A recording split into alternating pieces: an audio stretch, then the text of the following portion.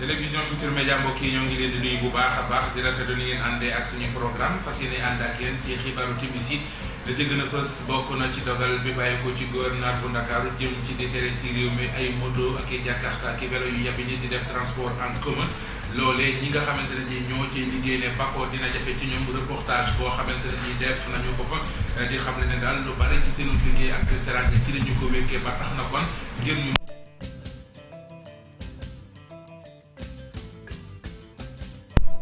de la pêche ba ca Kayar ak songu gi ñu ko songu intersyndical gi nga xamante ne ji moo jaboote liggéeykat yi ci wàllu pêche ak agriculture ne danañu porter plainte ñuy porter plainte ñoo di mareyeurs yi ak mool yi def lu ni mel jëwriñ gi ñu dénk wàllu napp gi ci réewum Sénégal seeti woon leen tey sàkku ci def ñaawteef yooyu ñu dem jéggalu ji ñi nga xamante ne ñoo di inspecteur départemental bu pêche.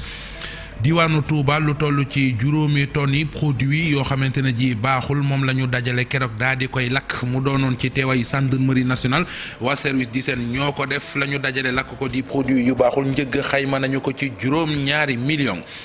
gaynde Sénégal yi war a dem ci Coupe d'Afrique Cameroun 2022 njiitu réew mi Macky Sall jébbal na leen raaya national bi yàpp leen gi la yoon la mu bëgg mooy ñu indil ko coupe bi mu soppi doxi nag moom président Macky Sall bi muy joxe drapeau bi ndax dafa indaale ñoo xamante ne ji dañoo xeexal seenum réew ba ñàkk ci seeni cër mu di soldat blessé de guerre ngir bëgg gaynde yi jël ci ñoom exemple mbokk yi lii mooy li fi gën a fës ci ay xibaar ngeen taaxirlu ñu faram fàcceel leen ko.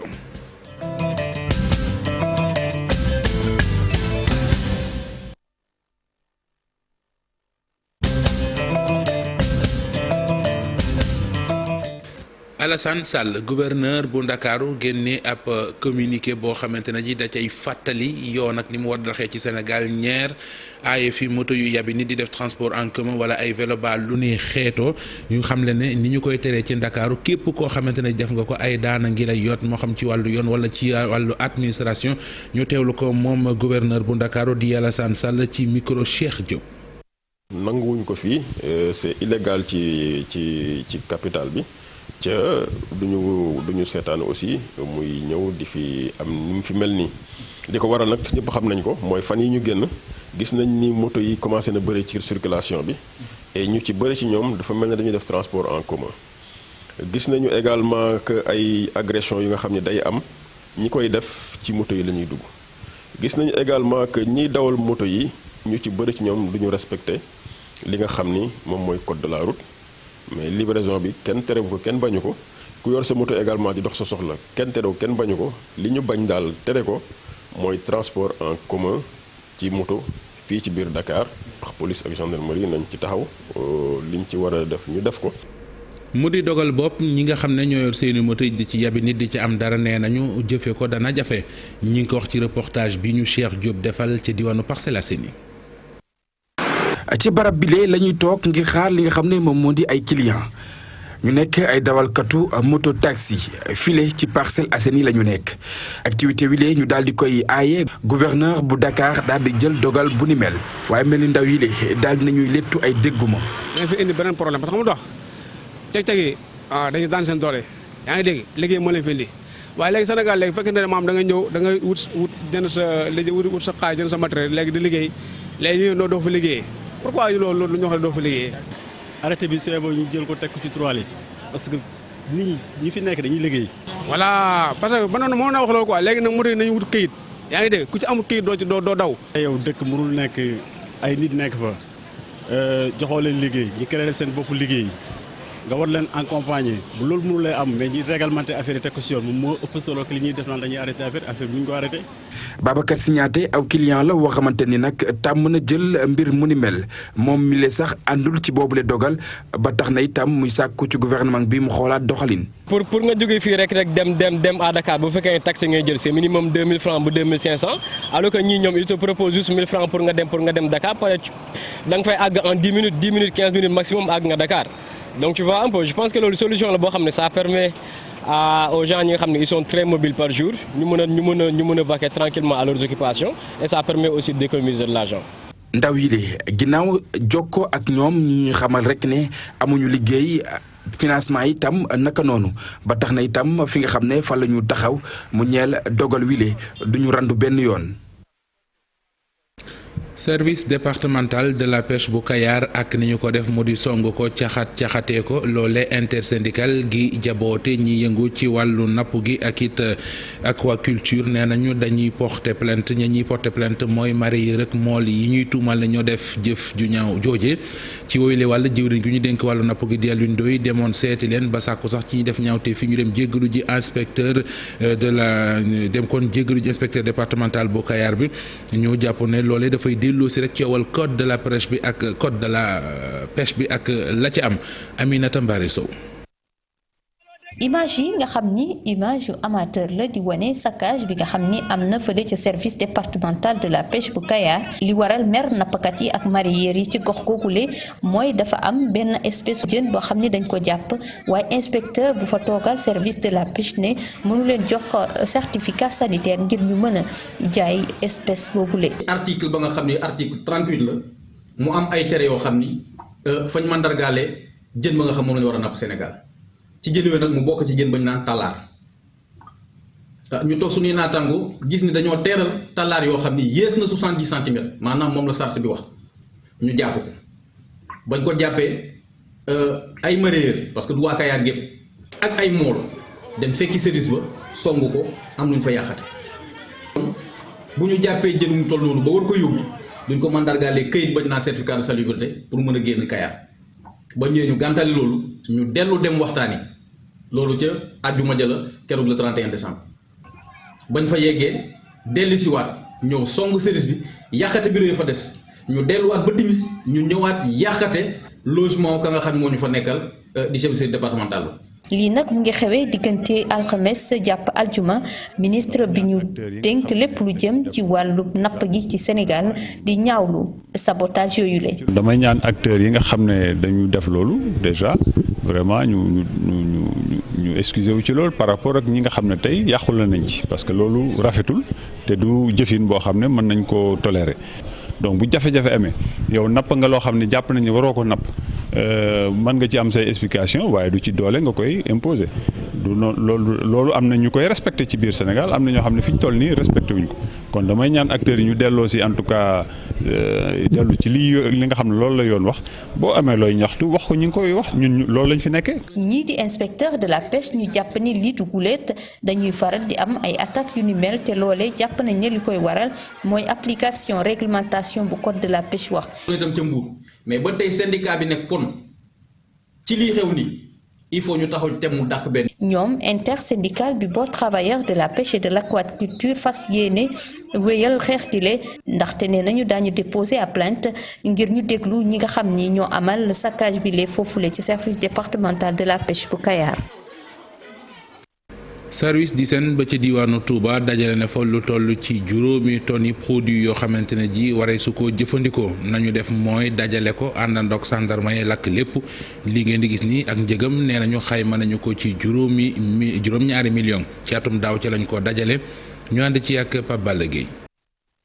ci àll bi sori loolu askan wi ci la brigade spéciale service d'hygiène bu Touba daal di lakk lépp lu ñu jàpp ci ay produits alimentaires yoo xamante ne kenn waru koo jëfandikoo ci atum 2021 bi lee ay façon produit yu nekk yoo xamante ne ba ñu ko xayma toll na ci juróom-ñaari millions suñu sukkandikoo ci capitaine Alassane Salam Keita. quantité boo ko xoolee dana toll ci juróomi tonnes loolu yëpp ñu ngi koy jàpp fii ci Touba ci bis yi nga xam ne ñu ngi dem ci terrain bi di contrôler mais également ci bu événement yu mag yi amee lu mel ne que màggalu Touba lu mel ne que Kazu Rajab lu mel ne que yeneen màggal yi nga xam ne day am. waxtu woowee sax mu ngi daal di ñaax askan wi ngir ñu daal di gën a bàyyi seen xel ci la ñuy jënd tey xool date yi nga xam ne moom la ñu def ci produit yi ñu leen di jaay. su ko defee ñuy bàyyi xel ci date de péremption produit yi waaye aussi date de péremption yooyu tey am na loo xam ni nit ñi mën nañu ko falsifier ba tax na it boo àggee sa kër boo ko dajjee nga xool produit bi ni mu mel yàgg nga koy jënd xam nga ko donc am na nu muy mel noo xam ne soppeeku na su amee nga ñëw service d'hygiène bul ko tayal ndax loolu yëpp dafay indi ay lor dafay indi ay gaañ ci li nga xam ne mooy askan bi su ko defee kon ñun ñëpp ñoo ci war a ànd ci xeex boobu ki am sañ-sañ di la lor yow it amal sañ-sañ di ko boole su ko defee ñun ñëpp mun boole suñu doole je pense que loolu danañu permettre ñu mën ci génn incha allah. andis yooyu nga xam ne baaxul ñu lakk ko kilifa yi nag ñu ngi dellu di woo commerçant yi nekk ci département bi ngir ñu gën a bàyyi seen xel ci wérgu yaramu askan wi te jëlee bépp produit boo xam ne jàpp nañ ne dafa yàqu ci seen but. diwaanu Goudomp moom la leen sonal moo di ñuy dugg ci àll ba di gor garab yi di yóbbu te du teguwul ci yoon daanaka at mu yàlla sàkk daañu fa gis wata yu yëpp ay ëkk ba fees dell daal di génn ci àll ba mu di lool taxawal nañu ay comité de vigilance ngir ñu seet nu ñu ko lijjantee doonte sax ba léegi liggéey ba des na Bakary Kounté ciy leeral. phénomène ndagum garab bi dafa am doole loolu ci département bu Goudomp ñu koy wooye ci Balantacounda pour nag freiner coupe abusive de bois boobule dañ daal di créer ay comité de vigilance ci village yi pour xeex ñëpp ñoo xamante ne ay trafiquants la ñu. dañuy xool suñu àll ba mu ngi jeex waa affaire bi dafa ñu metti bon léegi daal dañu defoon benn réunion boo xamante ne dañuy ne chaque village dafa am comité de village bu ñu déggee riir machine dañuy dem foofu bu ñu déggee ay loo xamante ne neexuñu mais du àll ba rek la ñu garder même si biir kër yi. bëri na ay programme ak projet yoo xamante ne fu mu nekk nii ñu ngi leen di déroulé ci commune bu Bagnères loolu nag pour ñu mën a aar suñu àll bi. mbir mu ñu dajale tey dafa nekk loo xamante ne lu ñu woowee déggoo jàmmasante waxtaan kuréel boo xamante ne day regrouper population bi góor jigéen ndaw xale pour ñu mën a gën a dëgëral seen diggante pour que lépp loo xamante ne mi ngi ci communauté bi muy maanaam muy ressource ñu mën ko gérer ensemble de concert avec vraiment service technique yu nekkal fii état mairie bi pour ñu gën a mën a gérer seen i propres ressources de façon concertée. Projet bi tamit dafa créer lu ñuy wax comité intervillageois mooy benn comité boo xamante ne l'ensemble des villages yi nga xamante ne ñu ngi ci commune bi pour ñu nekk benn ñuy liggéey ci nu ñuy gérer seen gox. sous-préfet bu Simbandi Birassou di ñaax askan bi ne population bi ñi daal di am conscience di dénoncer ñëpp ñoo xamante ne ay trafiquants la ñu nekk di dagg suñuy garab di ko yóbbu feneen. duwaañub Sénégal def jaloore ju rëy ci lu aju ci liggéeyam ak recette ya muy dajale lu toll ci junni ak téeméer ak juróom-ñaar fukk ak juróom-benn milliards moom la dajale ni ay recette ci at mi ñu génn donte sax woppi Covid 19 yu jaar na ci terewul ñu góorgóorlu ba liggéey lu ne toll te it liñ ci mën a jàpp mooy loolee dafay dellu si rek jafe-jafe yi nga xamante ne jikkoon réew mi ngi ci jëm ci wàllu exportation ak wàllu industrialisation ñu ànd ci ak Marcel Farba Maroun ci ay leeral. ci atum 2021 bi ñu génn douane bu Sénégal daal di am ay recettes yu toll ci junni ak téeméer ak juróom-ñaar fukk ak juróom-benn milliards ci suñuy koppar mu doon progression bu gën a mag bu waa douane daal di réaliser bañ ko créer ba léegi. ñun bu ñu xamee douane ba tey te di collaborer ak ñoom depuis 30 ans mosuma gis benn recette bu toll noonu douane man ko wone ak. contexte bi mu tombeel muy Covid bi bu ko defoon sax sans Covid bi mën nañ ne dafa normal mais naka lañ defee gymnastique ba génne loolu moo ma jaaxal mooy xarañte bi il faut ñu remercier leen ñoom parce que xam naa ne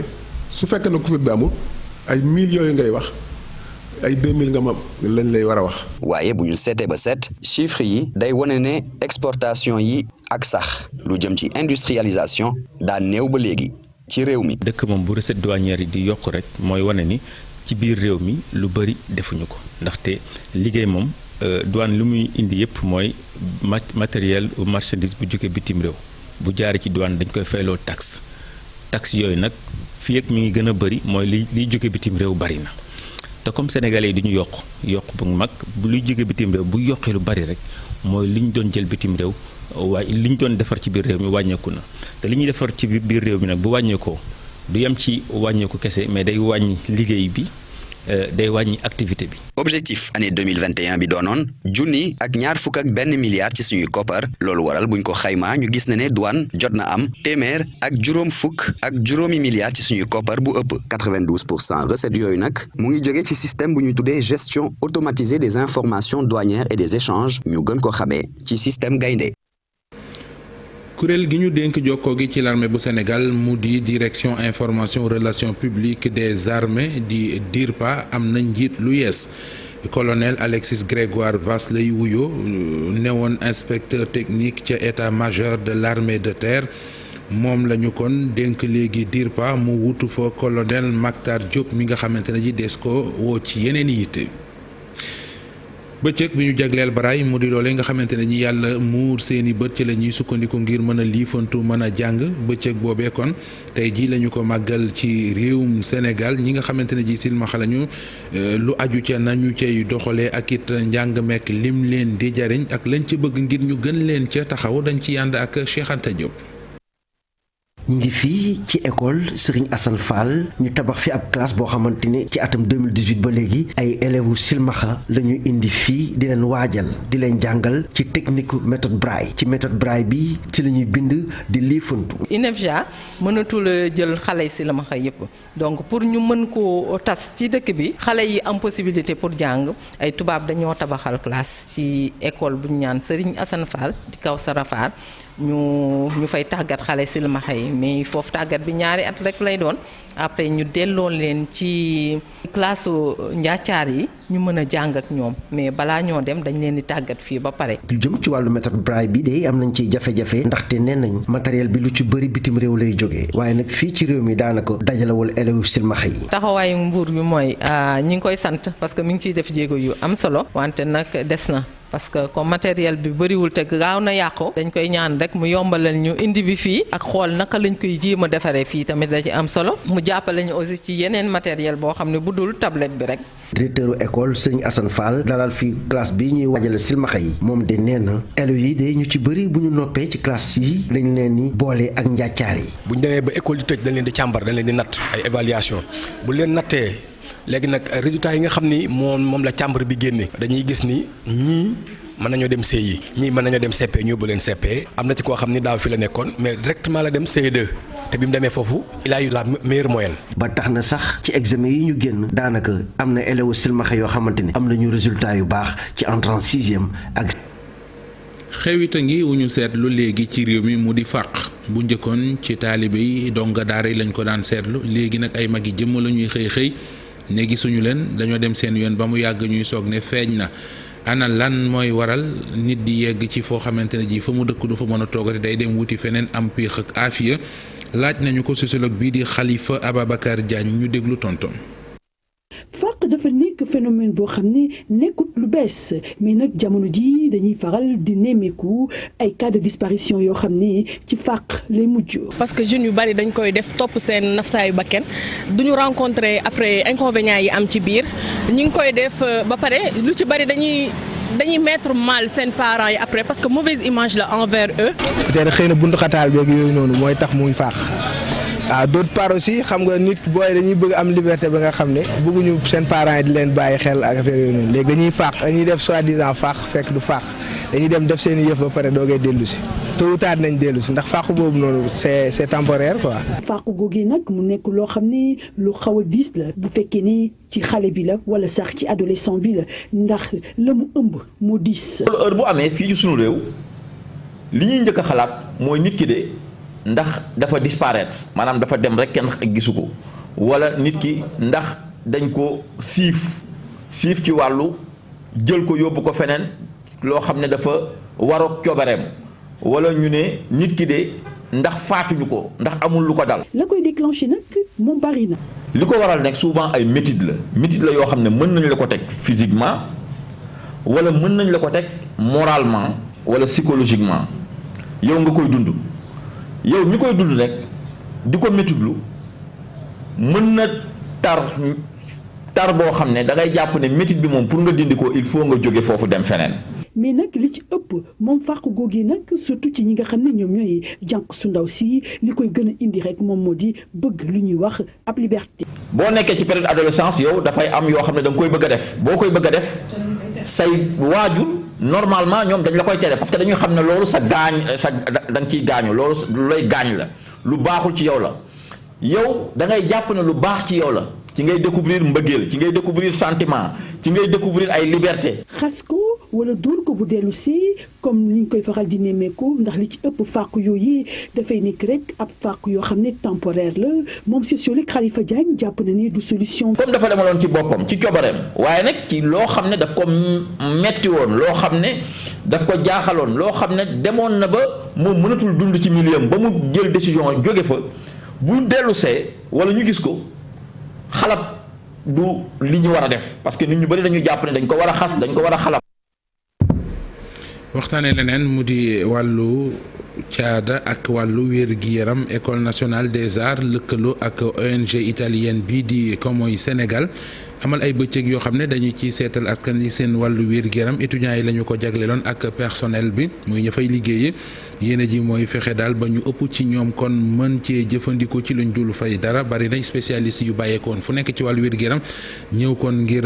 jàppale étudiants yeeg personnel bi Abdoulaye Wele la ñuy déglu mooy directeur étude ci école nationale des arts ñu déglu ko ak Ibou Diouf.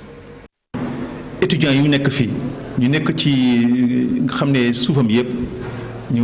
am santé parce que dans l'esprit sain dans un corps sain et collaboration nag ak ñii ñun dañ ci kontaan loolu parce que santé amul prix bu ñu amee nag ku ñëw dañuy jàppale ci consultation bi nga xam ne bu ñu demoon hôpital day gën a cher mais gars yi jël lépp pour jàppale ñu loolu kontaan lañ ci mën am parce que étudiant aussi ku wax étudiant wax aussi besoin de santé et gars yi ñëw nañu fii loolu mbégte la si ñun moo tax nag duñu on ne cessera jamais de les remercier bon ñu ñëw fii tey nag équipe boo xam ne ay médecins yu bëri la benn médecin boo xam ne cardiologue la ñëw na beneen bi pédiatrie la beneen bi ophtalmologue la beneen bi gynécologie la donc loolu yëpp xam ne ci santé publique la bokk te ñun bu ñëwee duñ ko may dañu war a seulement gërëm loolu lañ ci am. leneen mu di puune yi ak niñ leen di sonalee ci jamono ju ñuy dëdmal ay élection loole kon tax na ki jiite association gi leen jaboote yëkkati ay kàddoom moom Yaya Touré mi ngi sàkku ci candidat yi nga xamante ne ji kon ñooy candidat yi ak ñi am ay mbokk ñu def seen kéemtalaay kàttan gën a taxaw ci di leen bàyyi xel Yaya Touré ñu déglu ko ci micro Boubacar Diassi. donc loolu moo tax tey ñu ne foog ñu tàggat leen si nouvelle disposition bu nga xamante ne jël nañ ko dogal bi nga xam ne jël nañ ko ci code bu électoral bu nga xamante ne dina permettre tey waylaago yi ñu mën a dem voter te duñ am benn jafe-jafe l'essentiel que nit ki suy dem voter mu yóbbaale carte d'identité am ak carte électeur am aussi mu nekk centre de vote am centre de vote am su fa duggee day xool bureau bu nga xamante ne moo gën a accessible ci moom fa lay dem mu voter te kenn waru koy aaye l'essentiel que suy dem ñu yóbbaale carte d'identité ak carte électeur am su demee bureau de vote boobu su ko turam nekkul foofu te moo accessible liste bi nga xamante ne moom la ñuy jox commission électorale bi ñooñu yokk fa turam mu mën na fay voter sans problème donc loolu moo tax tey ñu ngi fi tey di tàggat ñu nga xamante ay conseillers lañ mais aussi ñu nga xamante duñu ay conseillers mais ay responsables d'association lañ pour après formation bi ñoom tamit suñu demee seen gox-goxaan yi ñu mën ko fay waxtaanee sensibiliser ci département yi nga xamante ñetti département yi nga xam ne Ziguinchor ci la bokk pour nouvelle disposition yi nga xamante tey jël nañ ko pour code électoral bu nga xamante ne dina permettre tey waylaago yi ñu mën a rendre ñu dem mën a def sans carte remplir seen droit citoyen ñu def ko ci disposition yi nga xamante ne tey jag nañ leen ko lu nga xamante ne tax na tey ñu mën a voter fu ñu mën a nekk ci Sénégal. dañuy xool ne saa yu nekk élection di waaj a ñëw